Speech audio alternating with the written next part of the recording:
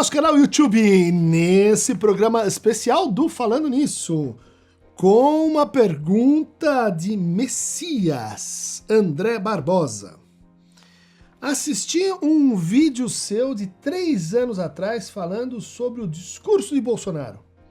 Pergunto, você mantém as merdas que falou lá atrás? Messias, noto uma certa identificação entre os Messias aqui, né? De fato, esse vídeo chamado Discurso de Bolsonaro, eu acho pertinente você colocar essa pergunta num momento de avaliação, né, do percurso e de retorno para aquilo que a gente estava tentando assim, avisar, alertar, inferir, a partir do discurso naquele momento, daquele que era o candidato, né, à presidência, Jair Bolsonaro. Se você não viu esse vídeo, chamado Discurso de Bolsonaro, eu recomendo você que vá lá, veja antes de seguir aqui, veja o que foi dito lá, porque nós vamos assim checar, né? Se foi, se não foi, quando foi, por que foi. Então, vamos examinar os pontos que foram levantados ali e ver se sim, se não, se mantenho, se mudo, se volto atrás, como é que ficou, né? 4 anos depois. E é um vídeo que começa salientando como é importante, prevalente no discurso do bolsonarismo, o antipetismo. A ideia de que ele é um discurso de crítica, de denúncia, é um discurso de indignação, e desse ponto de vista cativa as pessoas que estão insatisfeitas com o que quer que seja, porque no fundo o antipetismo ele não parou ali na campanha. Quando a gente poderia esperar assim que eles estão brigando, mas estão brigando para ver quem ganha, quem tem mais votos e etc. Nós apontávamos ali que não era bem assim, que é próprio da estrutura desse discurso enfrentar e produzir essa polarização, esse nós contra eles, e mais especificamente, o nós contra eles que não é bem um Fla-Flu, que não é bem um Palmeiras e Corinthians, mas que é uma inviabilização do outro, que é uma assim, demissão do outro enquanto um adversário. Ou seja, o campeonato fica mais chato se não tiver Palmeiras ou Corinthians. O campeonato é feito dessa adversidade. Mas aqui a gente encontrou uma outra coisa, que é a substituição do adversário pelo inimigo. E a ideia de que o inimigo, ele não merece a palavra, ele não merece escuta, ele não merece argumento, porque ele vai estar sempre mentindo, porque no fundo, ele é um corrupto, ele é uma pessoa assim, que tem mau caráter, ele é uma pessoa que resta você enfrentar com violência.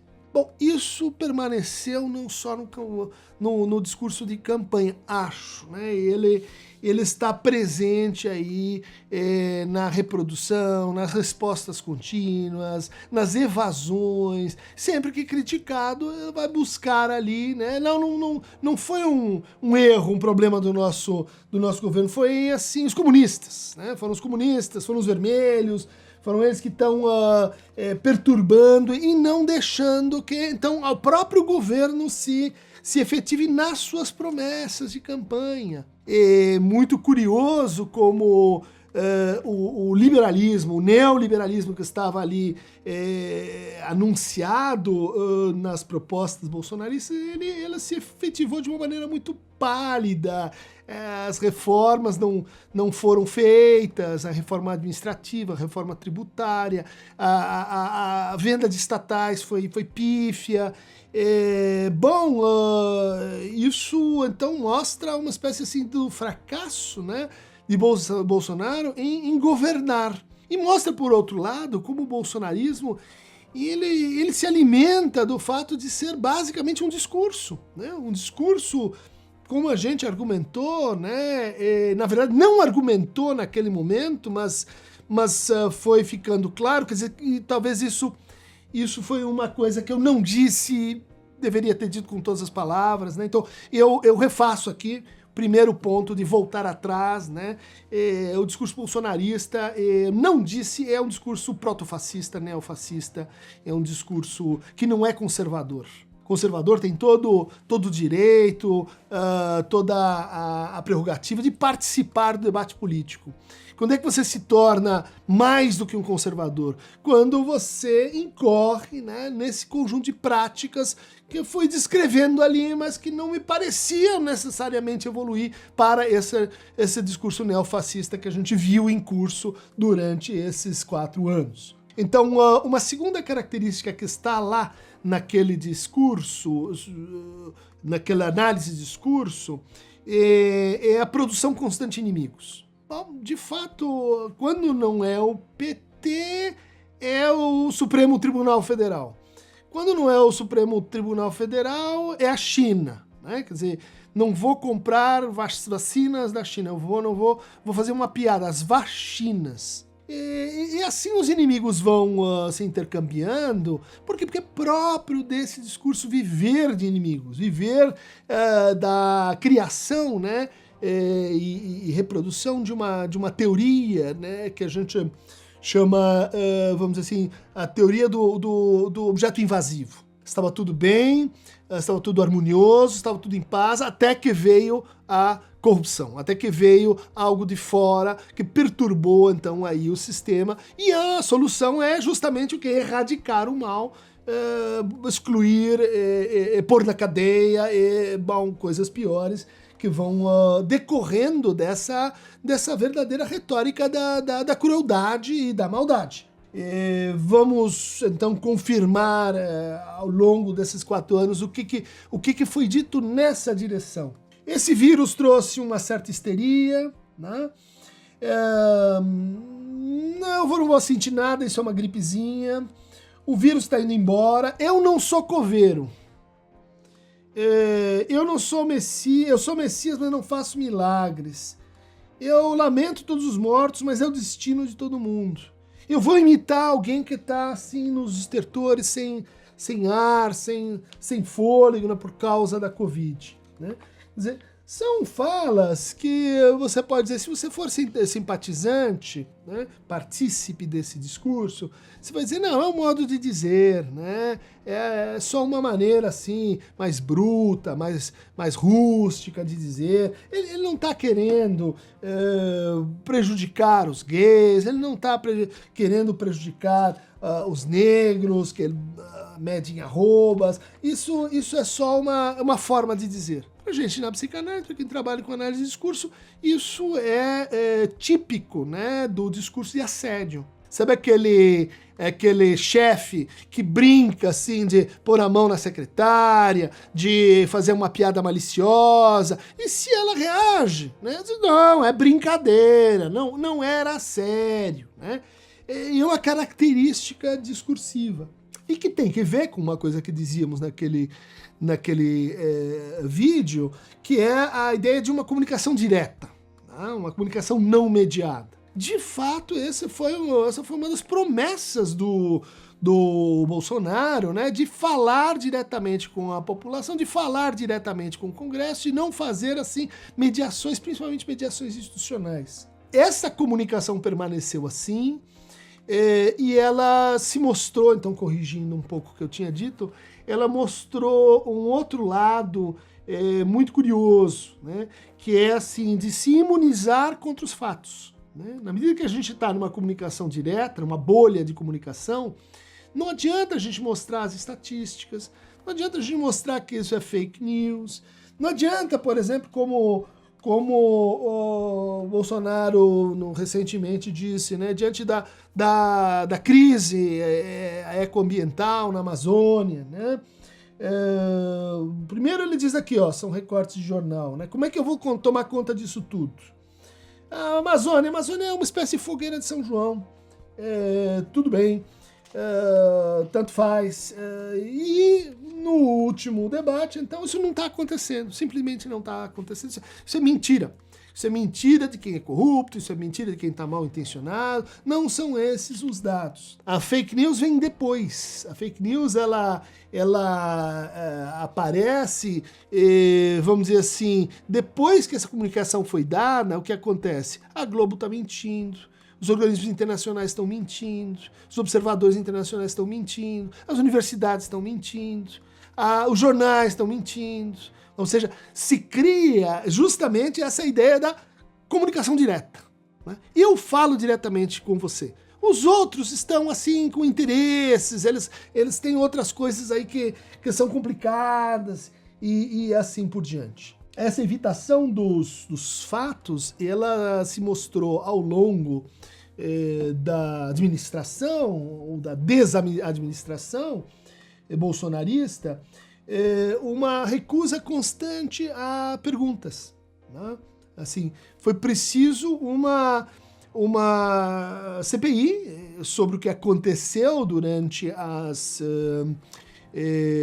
Covid, para que, assim, uma resposta fosse dada. E a resposta, ela é sempre, assim, meio nebulosa. Você afasta um ministro, você diz que não foi sua culpa. Por exemplo, se os pastores estão negociando favores dentro ali do Ministério da Educação, isso é um problema das laranjas podres, já foi resolvido, né? Por quê? Porque nós mudamos o ministro. Ou seja, a pergunta, né, que é a pergunta que a gente pode fazer para o PT, a gente pode fazer para as administrações anteriores, para Fernando Henrique Cardoso, para Collor de Mello, para Sarney, quer dizer, a pergunta sobre assim, as razões da corrupção, as razões do descalabro no dinheiro público. Essa pergunta, ela foi curiosamente evitada. Então, o que a gente teve como promessa, né, comunicação direta,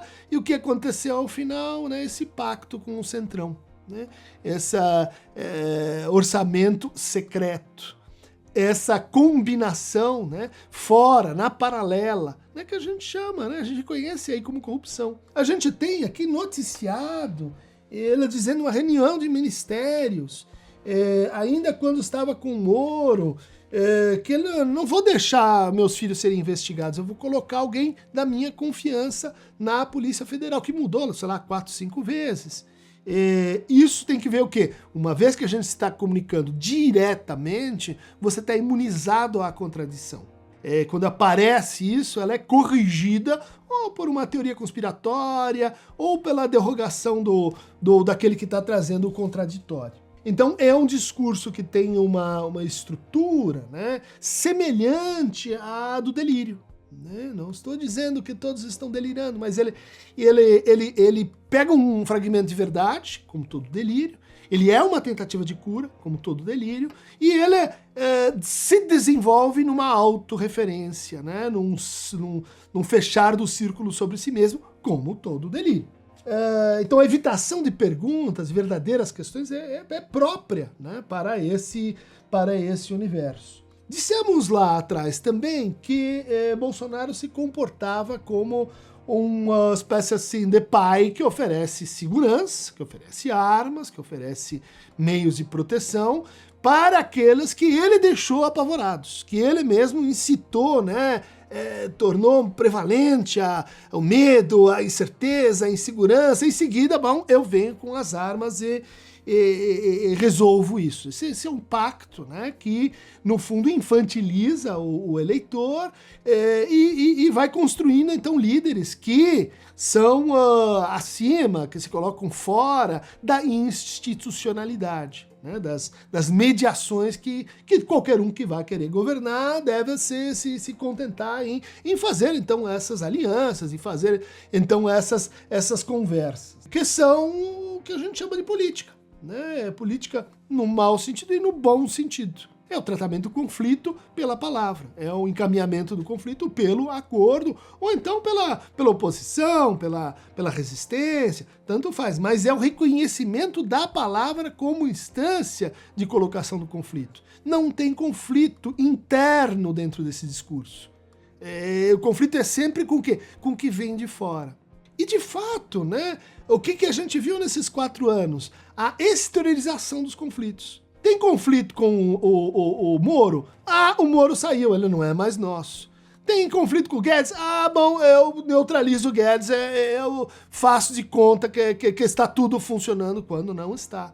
Tem conflito com um antigo apoiador, o Onyx, bom, eu transformo ele em alguém que é um páreo, alguém que está fora. Tem conflito com o meu partido, PSL? Não, eu mudo, eu vou pro PL, e daí aquela lá, bom, fica para trás. E essa maneira de governar e de pôr em prática esse discurso, ela ficou aí, eu acho que comprovada pelos fatos, né? E outro elemento, vamos dizer assim, que confirma o paternalismo e o patriarcalismo desse discurso bom, a maneira como foram tratadas as mulheres, como foi tratado então a família, né, como uma espécie assim de exclusão de outras formas de família, tem que ser essa aqui, da qual eu sou o modelo, eu e a relação com os meus filhos, encobrindo então uma série de rachadinhas, de corrupções, né? Bom, isso tudo fica acobertado dentro desse discurso. A recusa da complexidade, né? Então isso a gente viu aí, foi dado ao longo do tempo. Bom, Bolsonaro defende que Joãozinho seja Joãozinho a vida toda. E mais ultimamente a infantilização protetiva maior, né, que é uma espécie assim, de subida de 2 tons na conversa, é dizer assim que não é só o comunismo, não é só o PT, não é só o Supremo Tribunal Federal, é também o TSE, quer dizer, o Tribunal Superior Eleitoral está roubando. Está roubando porque as urnas eletrônicas, e começa a colocar então em dúvida se vai aceitar ou não o resultado das eleições. Se eu perder, então eu não aceito. E com isso está pondo em risco todos os deputados, todos os governadores, todo o resto da eleição que vai ser então igualmente então corrompido. E é uma maneira de produzir assim uma espécie de golpe dentro do golpe, que foi o que a gente foi assistindo durante esses 4 anos, né? Com a piora de todos os índices, né? De inflação, desemprego, crescimento, que você de novo pode dizer assim, não, mas isso não contraria esse discurso, isso tem que ver com a Covid, isso tem que ver com o mercado internacional, isso tem que ver com a guerra na Ucrânia. Bom, a ideia de polarização, da divisão entre amigos e inimigos, ela vai se confirmando por tudo isso que estamos aqui levantando. Um outro ponto que estava lá naquele vídeo diz respeito assim, por que esse discurso ele precisa atacar, ofender sexualidades, orientações de gênero que não são aquelas assim que reproduzem a hierarquia, né, do homem branco, do pai em cima, com os seus filhos embaixo, e a mulher assim devotada, fazendo o possível para manter todo mundo junto e dedicado então aos cuidados da casa. Isso aparece então, né, na ideia do Golden Shower, lembra? Né? Quer dizer, a pessoa postando o outro fazendo xixi. Isso aparece no chocolate que eu não vou dividir com o ministro porque isso é coisa de gay. Isso aparece mais recentemente na ideia do imbrochável, né? Eu sou o imbrochável, como uma declaração eleitoreira no dia 7 de setembro. E que é a própria síntese do bolsonarismo enquanto o quê? Defesa de uma masculinidade frágil, que se sente atacada, que acha que está perdendo lugar, que as coisas não estão boas, porque mudou, porque vai mudar, porque, enfim, nossos filhos e nossas mulheres estão ameaçadas. Então, o que esse discurso oferece de interessante para essa posição. Ele diz, eu vou te proteger. O que ele não diz é, eu vou te proteger de mim. Com o rearmamento, a gente teve aumento de feminicídio, a gente teve aumento de violência doméstica, a gente teve aumento de suicídio, a gente teve aumento de uma série de coisas que a gente tentava alertar lá atrás. Dizer, olha, isso não é só uma intervenção assim de opinião política, isso tem que ver com o que a gente faz. A gente tenta dia e noite diminuir o sofrimento das pessoas. E esse discurso é um discurso que tem uma parasitagem neoliberal, porque ele é um discurso de incremento do sofrimento. Né? Seja para aqueles que estão dentro dele, né? Então cuidado, vou te proteger, você está sofrendo e tal, eu vou administrar esse sofrimento, quanto para aqueles que estão fora, que eu vou, enfim, eliminar, atacar, purificar e assim por diante. Mas uma das coisas que a faceta mais tradicional desse discurso, né, de ataque ao prazer, né, de ataque ao prazer, principalmente aquele prazer que a gente não controla, principalmente aquele prazer que tem que ver com a sexualidade, que você pode brigar, mas ela continua ali demandando, exigindo, fazendo assim os seus proclamas. Bom, é por isso que discursos autoritários desse tipo se importam tanto com a sexualidade alheia. Né? O que você está fazendo lá no seu quarto? O que você está fazendo ali na Paulista? O que você está fazendo com seus pensamentos íntimos? Né? Porque, bom, é a ideia de tentar controlar isso para controlar-se enquanto controla o outro. Ou seja, dominar as suas fantasias através do outro. Né? Fazer com que sua fantasia, que é contingente, que é própria, que é sua, se estabeleça como lei e como regra para todo mundo. Mas o que é característico desse discurso e que a gente curiosamente não verificou, era uma expectativa, eu acho que é um ponto que tem que rever lá na minha análise anterior, né, do discurso do bolsonarismo, é que esse discurso do vamos deixar o prazer de lado, ele em geral está associado com vamos trabalhar. Trabalha, obedece, quanto ao prazer, quanto ao amor, isso a gente vê depois. Quanto à satisfação, isso aí a gente acerta no final. Né? O discurso é de trabalho repressivo. A novidade do bolsonarismo, né, é de fazer uma outra combinação assim nova entre essas duas coisas. Em primeiro lugar, a gente pode dizer que foi uma presidência preguiçosa. Né? A gente via o presidente de jet ski, de moto, de lá para cá, na hora que tinha que se pronunciar, não se pronunciava. Um presidente que apareceu mais fazendo coisas assim meio privadas, né, do que propriamente em ação política direta. Né? A ação política direta é a campanha para a próxima eleição. Isso é inédito, né? Quer dizer, um discurso repressivo da sexualidade, mas que ao mesmo tempo não efetiva o trabalho que promete, né? Que é pego na folga, né? Que inclusive não faz muito questão de esconder esta folga, e isso aparece então em todo esse discurso, né? Hipersexualizado, esse discurso dos prazeres, esse discurso dos prazeres do outro, mas que é também assim constrangedoramente revelação dos seus próprios excessos, da sua própria incapacidade de se limitar. Portanto, a gente tem, né, uma entrada, um retorno, né, dos discursos do prazer aqui, e por outro lado, uma inversão que é um apagamento E a economia, hein? Né? E o PT, não, e a economia, hein? Como é que tá a economia? Como é que foi conduzida a economia? E a educação, hein? Como é que foi, então, os investimentos em educação? Cortes dramáticos. Eu estou na universidade.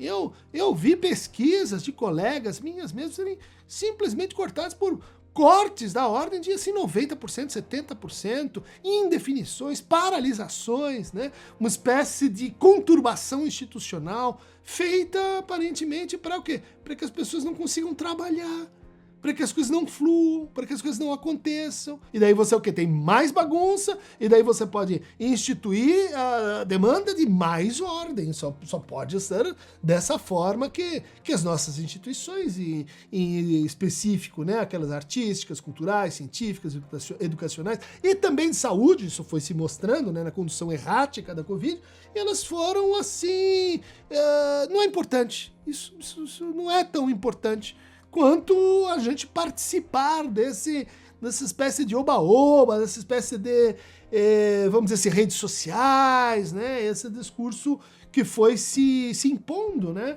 Como um discurso, no fundo, gozoso. Um discurso que transparece, né? Aquela raiva, aquela crueldade, aquele sarro malsão, né? Aquela tiração de sarro com a desgraça do outro, com a infelicidade alheia, né? Que tá dizendo o quê? O discurso do bullying, né? Fica comigo, senão você vai apanhar também. Senão também vou te tratar desse jeito. Acho que estamos aí num conjunto, né, que acaba confirmando aquilo que a gente tinha dito no vídeo de 4 anos atrás. Se há coisas que eu corrigiria, elas são nesse sentido que eu estou falando, né? Elas são imprevidências, né, que talvez não deu para antecipar, não deu para ver, em geral sobre o pior, sobre os descaminhos, né, efetivos e os efeitos efetivos desse discurso nas pessoas, dividindo famílias, dividindo comunidades, desativando movimentos sociais, perturbando o funcionamento institucional em tudo que foi possível, militarizando o país, e no fundo é a substituição, né, que a gente vê de forma cada vez mais escancarada da política propriamente dita pela moral. É a bancada da bala, do boi, da Bíblia, trabalhando junto, né? São os pastores evangélicos forçando os seus fiéis a tomar posição, a votar num ou no outro, são os agros forçando, né, declaradamente, né, o voto à base do chicote, né, da ameaça. São essas bancadas, né, regionais que estão compradas, né, estão compradas à base dos milhões, tentando então aplicar, né, o golpe de forma capilar, né, de forma distribuída aí pelo Brasil afora. E o PT? E o PT? Você não vai falar do PT? Então, gente, acho que essa pergunta ela ficou aí ao longo do tempo. Sim, a esquerda deve fazer uma autocrítica. A esquerda, eu acho que durante esse tempo ela encontrou assim uma distribuição mais clara entre diferentes posições, né, dentro da esquerda. Hoje a gente tem o PT, mas tem o PSOL também, muito fortalecido, né? A campanha do Guilherme Boulos em São Paulo foi uma grande novidade que apareceu na esquerda. Você não precisa responder a demanda de culpa, né? Erramos aqui e ali, para se transformar. Basta assim, se aproximar um pouco, né, do campo da esquerda, vocês vão ver como há autocríticas, críticas mais ou menos permanentes, e esperemos que essas reformulações, essas ponderações, elas se tornem possíveis também para a esquerda, né? Quando você está pressionado, né, não faz autocrítica, você não faz porque não vai obedecer o outro. Mas já temos aí as declarações cada vez mais claras, né? A União Soviética, um regime ditatorial, de Estado, Cuba, Nicarágua, todos esses que viraram assim quase que uma pálida degradação discursiva, porque eram chamados para calar a boca dos outros continuamente, estão aí sendo criticados, né, por todo mundo, porque aparentemente nós precisamos superar esse discurso que fez do Brasil se tornar uma piada em termos de política internacional, né, traindo a corrupção, traindo o nosso passado aí de um país que trabalhava ativamente nas mediações, que era respeitado, né, por todo mundo. Hoje isso se transformou, né, na essência do bolsonarismo, como eu tentei descrever aqui, né? Ele tem uma estrutura de piada, de mau gosto, mas é de piada.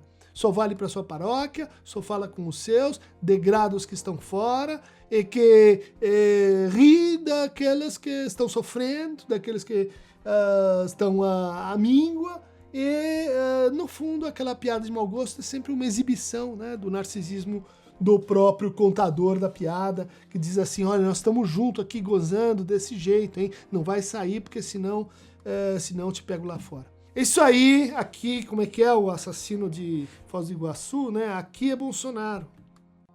tá dito. Não estou me referindo aqui às implicações jurídicas, mas às implicações discursivas, né? Um discurso que faz alguém matar outra pessoa, dizendo aqui é Bolsonaro, é a exemplificação prática dessa espécie de cinismo, né? Em que eu faço você fazer uma coisa, mas depois que você faz, eu digo, não, mas foi você que fez, não fui eu que falei, não fui eu que citei o ódio, não fui eu que falei contra, não fui eu que rebaixei, foi você e a sua liberdade, né, de microempreendedor ou de microempreendedor. É isso aí, gente. Discurso Bolsonaro, fase 2. Espero que isso ajude vocês aí a elaborar o voto. Dia 2 de outubro está chegando. Para maiores indicações, ponderações, críticas e leituras, clique aqui no Aqueronta Movebo. Como é que é? Se não posso mexer nos céus, vou me dirigir ao inferno. É basicamente isso, gente. Vamos pôr a massa, pôr a mão nos infernos, porque é importante para a gente entender também o nosso destino. É isso aí.